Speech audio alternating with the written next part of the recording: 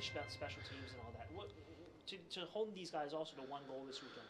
Talk about the overall effort from a defensive perspective. Yeah, I thought defensively we were really strong. I mean, didn't like the second period tonight, but overall, I thought 5 of the 6 periods, the last 2 nights, we really did a nice job of protecting the middle of the ice. Really, 6-on-5 as well. Last night they had that pocket of with 7 minutes left where we did a nice job, and again tonight when they pulled the goalie there with 5 minutes left. So overall, again, I really like the defensive effort and. In terms of the PK, I thought the turning point of the game probably was the 5-on-3 kill tonight, because they were making their push. I just thought, in the second period they were playing with a purpose, and then we were getting outworked, and they certainly outchanced us, and they get one there, and that's a brand new hockey game. So kudos to the PK, and obviously that was a huge kill for us. With where they are in the standings, and you're able to essentially have an 8-point swing this week, what's that do for you guys psychologically going forward? Well, we talked about it prior to the weekend starting that, they were the fourth place team coming in. And, if we could have a good weekend, all of a sudden that's, like you say, it's an 8-point swing. And next thing you know, you're only 5 out. So that's huge for us, just from the mental capacity of thinking about playoffs and being in it. And I mean, there's a lot of runway left, and there's a lot of hockey to be played. But it's nice to get 2018 off with two good wins and some real solid hockey. And obviously we got some lines that are playing well right now as well. You had a great performance from Cops last night. You had a great performance from VTech tonight. To see both these guys finally getting into a full groove together, how nice is that for you? Yeah, I mean, we're going to need them to win some hockey games for us and down the stretch here of the rest of the way, because you're just, there's some nights you're not going to have it, and you're going to need them to play. So it's great to see Cops follow, and that's 2 real good starts from him, and VTech's been going for a while now. So it's real nice to see our goaltending doing real well. And, they faced a lot of adversity, both guys, for a good chunk of that first half. Just Cops fighting that injury from coming back, and then obviously VTech missing a number of weeks. So, we're really looking forward to them hopefully holding down that back end for us. You always talk about winning the week, but how can winning the week like this launch playoff push? Yeah, I mean, we talked about it quite a bit prior to the game again tonight about getting a little selfish here. Obviously, it's very, very difficult to beat a team back-to-back. When you got them, you just look at last week. They were in Lehigh, and they got, there was a split.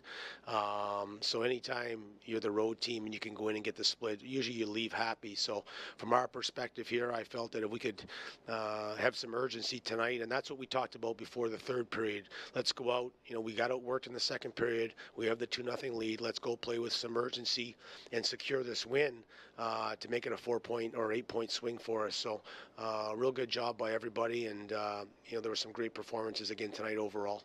Now Riley Barber, he's now recorded 8 points in his last, or 8 in the last 8 games. He's recorded points in the last 10 or 6 weeks. How important is he for the success of this team trying to make that? Well, Riley Barber he's a little bit of a streak scorer since, and this is our third year together. But I've really liked his game since day one. He's turned into a tremendous penalty killer, playing a real good 200-foot game, and there was pucks that weren't going in for him, and we kept talking to him about, just, hey, you're getting your grade A opportunities and just stick with it. So obviously he's on a little bit of a roll right now, and that provides secondary scoring. Obviously, and I've talked quite a bit about the chemistry him and Walker have together, and they've been great together. And obviously Grabo, I thought, was outstanding tonight. So that line has really given us that second line scoring that we need to win hockey games. And, it looked like Boyder's line was going to get shut down again tonight. Now they got their power play point, Boyd and Borky. But last night was, only the second game all year that we were able to win without Boyd and Bork being on the score sheet, the other one being in Hartford back earlier with a 4-1 win. So you need secondary scoring, and, we're getting some of that right now. And that'll need to continue as well here. Staying on the topic of Barbs, he's kind of a rarity when you look at special teams with him, where you're able to play him both on penalty kill and power play. To have that flexibility with him, how nice is that? Yeah, absolutely. And the way I've coached, when you have depth, you try to balance the ice time where, a guy might be good enough to play in the power play or good enough to play in the PK and be both, but you're trying to balance ice time, because ice time is the key to success for every player. But, we weren't as deep, in my opinion, to start the year, and we had some injuries and some guys up in Washington.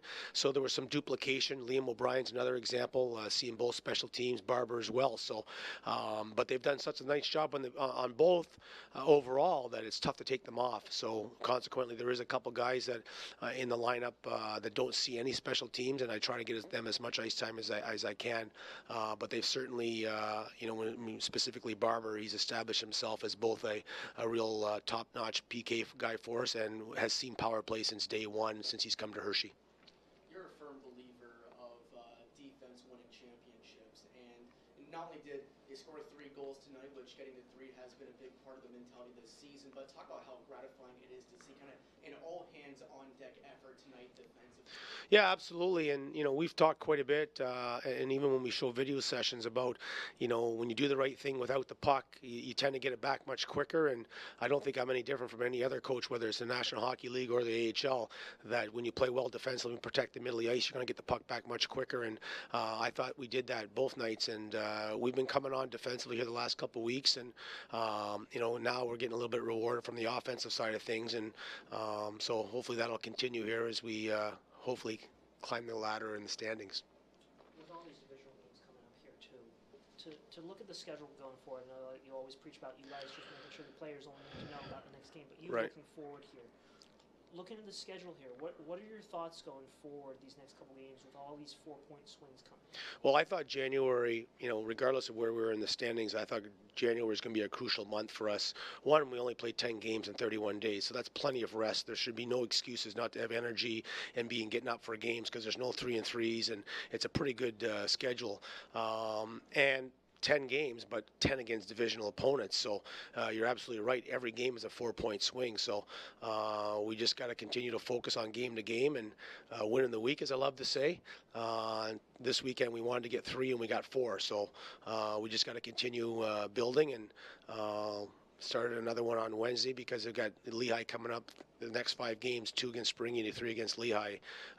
So every game's going to be crucial here, and we're hoping to have a great January.